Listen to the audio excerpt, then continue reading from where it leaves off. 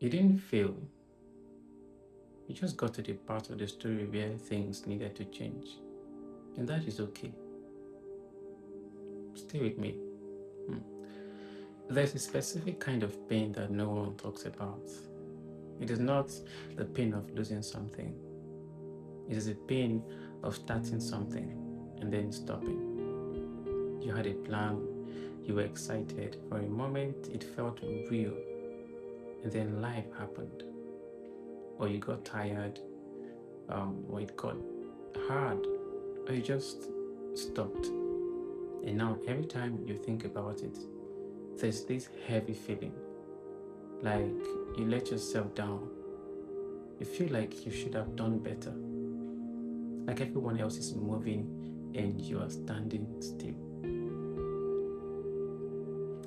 I want you to sit with something for a second. That feeling, that heavy, uncomfortable feeling, it only exists because you care. People who don't care don't feel that weight.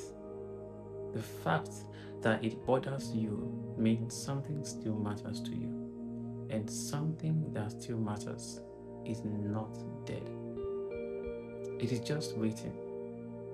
Most people think restarting looks like a big moment, a long speech to yourself in the mirror, some kind of movie scene where everything clicks and the music swells. But that is not how it works in real life. In real life, restarting looks like a Tuesday.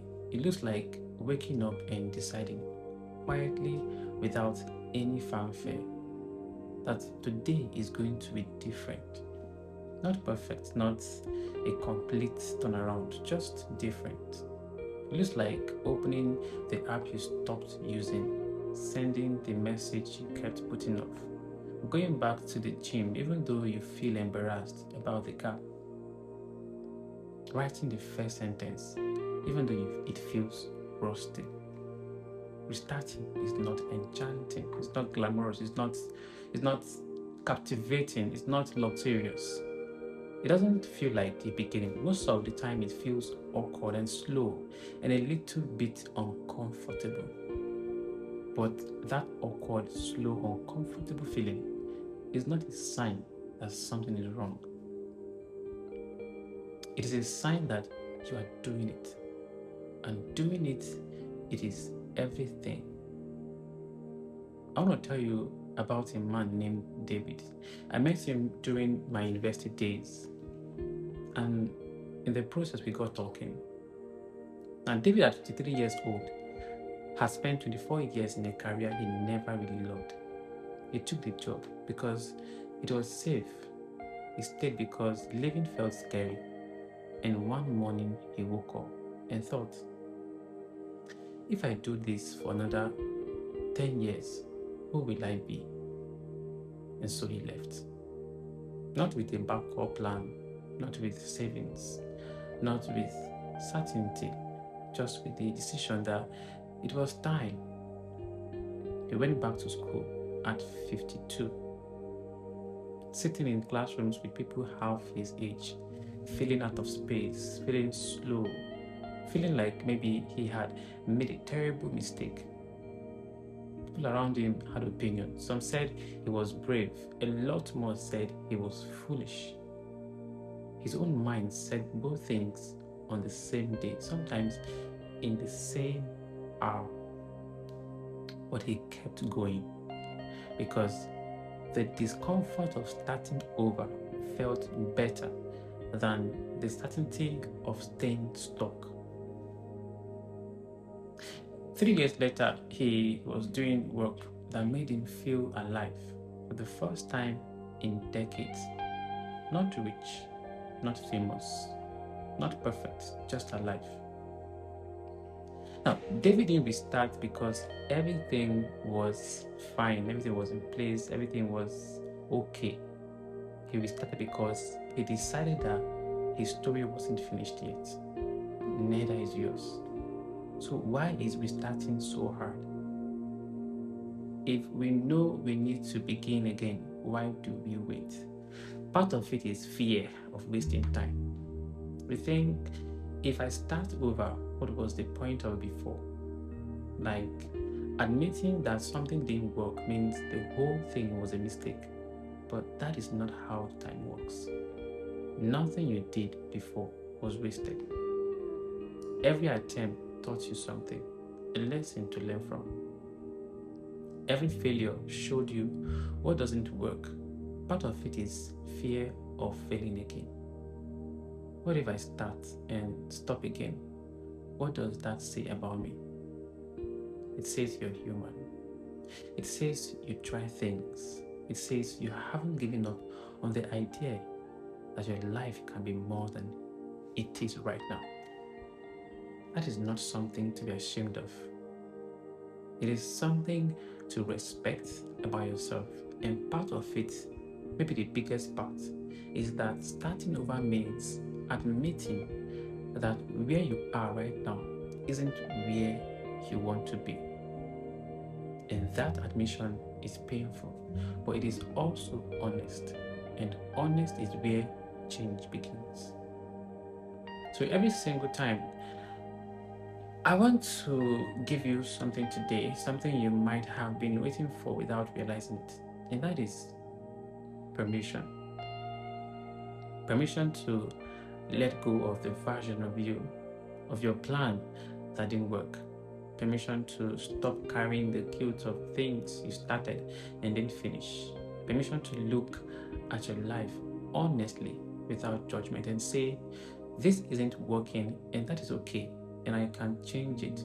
You don't need to have it all figured out before you begin.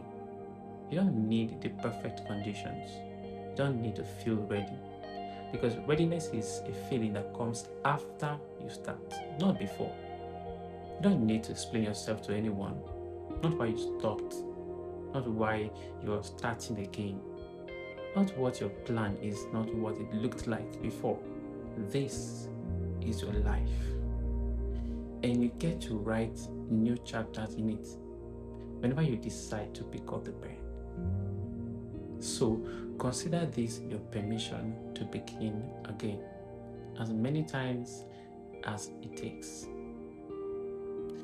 Here is something nobody tells you about starting over. You don't have to restart everything.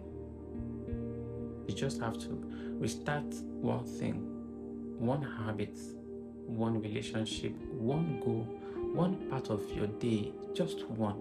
Because one small restart done consistently changes things faster than any big plan ever will. Think of it like this. A room that hasn't been cleaned in months feels impossible to tackle. Where do you even start from? But when you pick one corner, just one corner, and you clean it, and then suddenly the rest of the room feels possible. Because now you have proof in that one clean corner that the room can be different. Your life works the same way. Pick one corner, clean it up, and let that proof carry you to the next one. I want you to understand something about the person who restarts. They are not weak. They are not someone who couldn't handle it the first time. They are not left out. The person who restarts is someone who values their future more than their ego. Someone who cares about where they are going than about looking like they have it all together. Someone who looks at a closed door and instead of standing in front of it forever, turns around and finds a new one. That takes courage. Not the kind that looks good in a highlight reel, the quiet kind. The kind that happens in an ordinary room on an ordinary day when nobody is watching, and you decide to try again and again. That is who you are when you restart. And that person is someone worth becoming. So it's okay to restart. It is okay to restart. It is okay that the first attempt didn't go the way you planned it. It's okay that you stopped. It is also okay that time passed. None of that has closed the door on you. The door is still open, widely open. It has always been open. So, start again. Not because you have to, not because someone is watching, but because somewhere inside of you, there is still something that believes your life can be more than it has been. Listen to that part because it's been waiting for you.